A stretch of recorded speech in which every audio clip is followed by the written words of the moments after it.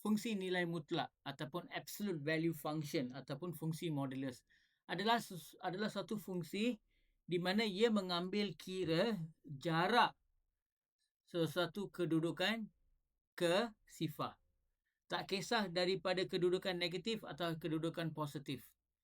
Jarak tidak boleh diberi dalam nilai negatif kerana kita mengukur jarak. So jawapannya mestilah ataupun outputnya mestilah positif.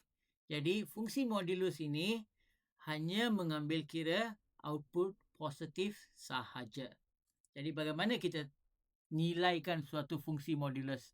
Di sini f of x sama dengan 2x tolak 1.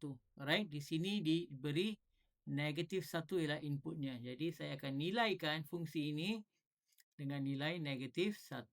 Sama dengan yang dua garis ini menunjukkan dia adalah fungsi modulus ataupun nilai mutlak. Kita hanya nak nilai mutlak dia. So, kita gantikan dengan negatif 1. Negatif 1 tolak 1. Jadi 2 darab negatif 1 adalah negatif 2 tolak 1. Dia adalah nilai mutlak negatif 3 which is 3.